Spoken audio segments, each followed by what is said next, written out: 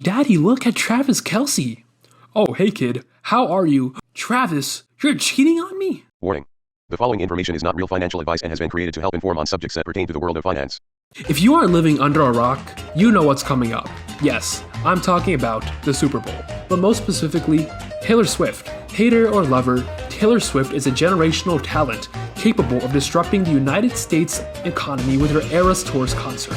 Now, with a staggering net worth of 1.1 billion USD, it makes a lot of sense. I mean, people around the world come to watch her perform, with an average of about 72,000 people in attendance at her concerts. Let's do some quick math. Assuming that 50% of them, or about 36k people, booked a hotel overnight, that's an average of about $150, creating $5.4 million in hotel expenditures every time Taylor has a concert. Now, this isn't including transportation, food, and much more. In fact, according to QZ.com, our girl Taylor has generated $5.7 billion for the US economy. B with a billion. That's 0.02% of the United States GDP. Now, this may seem insignificant, but it's an upwards trend in a capitalist society surrounded by consumer spending like the United States. But her tour's over. Why is she still doing so well on the news headlines? I mean, it's certainly not her music. I made that bitch famous. Just joking, but it's because of the NFL and Taylor's relationship with the player Travis Kelce. Now, Kelce is an NFL player on the Kansas City Chiefs, dating Taylor Swift, and it's safe to say this has come with some mixed responses. I mean, let them live, but I guess not everyone agrees with me on that.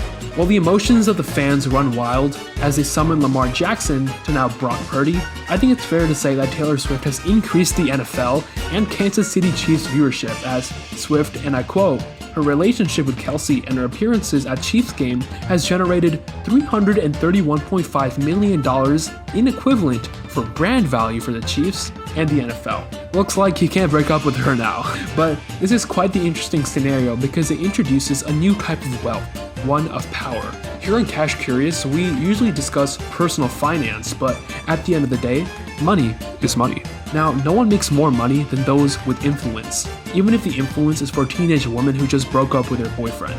I'm joking, I love you, Taylor. Taylor Swift herself definitely watches Cash Curious as she has multiple investments, partnerships, and smart product placement. Watch the next video for that. Revenue streams include Spotify streams, record sales, concert tours, and merchandise. In fact, according to Investopedia.com, and I quote, Swift has also entered into partnerships with major brands such as Coca-Cola, CoverGirls, Keds, AT&T, Target, and Sony Electronics throughout her career.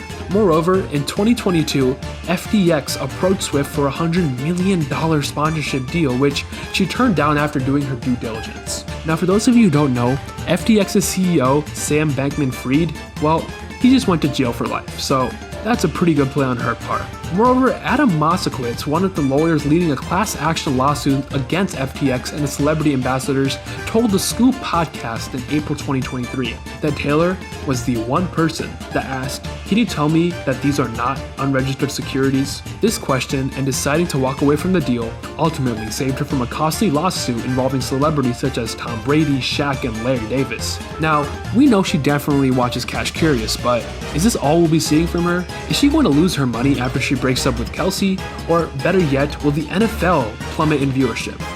Not sure. I can't really tell the future. Anyways, I hope you learned something today. Bye.